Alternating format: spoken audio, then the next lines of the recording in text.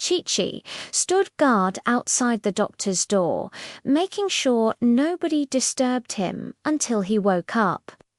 When Dr. Dolittle finally emerged, he told the monkeys the news. He had to go back to Puddleby. They were completely taken aback. They had imagined he would stay with them forever. That very night, all the monkeys gathered in the jungle for a serious meeting. The chief chimpanzee stood up and asked, "Why is the good man leaving? Isn't he happy here with us?" But no one had an answer. Then the grand gorilla rose to his feet. "I think we should all go to him and beg him to stay. Maybe if we build him a new house, a bigger bed, and promise him plenty of monkey servants to make his life easy, he'll change his mind." Just then, Chi-Chi got up. A hush fell over the crowd as everyone whispered, Chi-Chi, the great traveler, is about to speak. Chi-Chi addressed the crowd. "My friends, I'm afraid it's no use asking the doctor to stay.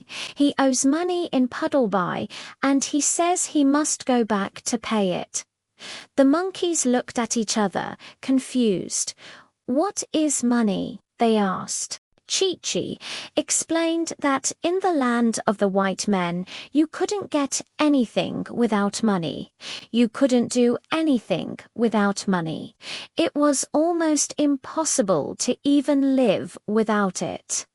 Some of them gasped, "But you can't even eat or drink without paying." Chi-Chi just shook his head sadly.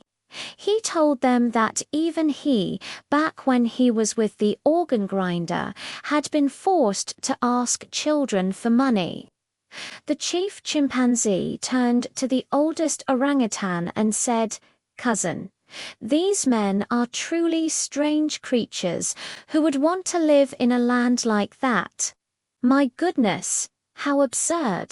Chi-Chi continued, "When we were coming to you, we didn't have a boat to cross the sea, and we had no money to buy food for the journey.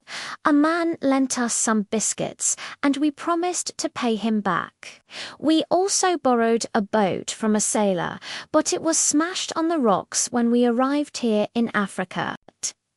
Now, the doctor says he must go back and get that sailor a new boat, because the man was poor and his ship was all he had." The monkeys sat in silence for a long time, thinking hard. Finally, the biggest baboon stood up. "I do think we should let this good man leave our land without giving him a magnificent present. He needs to know how grateful we are for everything he's done for us." A tiny red monkey sitting high up in a tree shouted down, "I think so too." Suddenly, the jungle erupted with noise. "Yes, yes, let's give him the finest present a white man has ever received."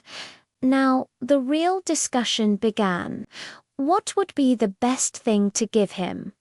One monkey suggested 50 bags of coconuts. Another chimed in 100 bunches of bananas. At least he won't have to buy his fruit in that land where you pay to eat. But Chi-Chi gently corrected them. All those things would be too heavy to carry so far, and they'd spoil long before he could eat them all. If you really want to make him happy, he said, give him an animal. You know he'll be kind to it. Give him a rare animal, one they don't have in their menageries. The monkeys looked puzzled again. What are menageries? They asked.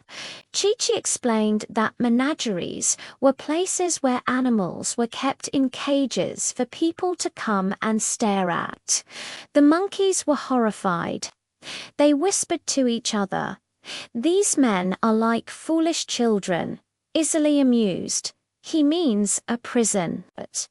So they asked Chi-Chi what kind of rare animal they could possibly give the doctor, one that the white men had never seen. The major of the marmosets asked, "Do they have an iguana over there?" Chi-Chi replied, "Yes, there's one in the London Zoo." Another monkey asked, "What about an okapi?" Chi-Chi said, "Yes, they have one in a big city called Antwerp in Belgium, where my old organ grinder took me years ago." Then a quiet voice asked, "Have they ever seen a pushmi-pulu?" Chi-Chi's eyes lit up. "No," he said. "No white man has ever seen a pushmi-pulu. Let's give him that."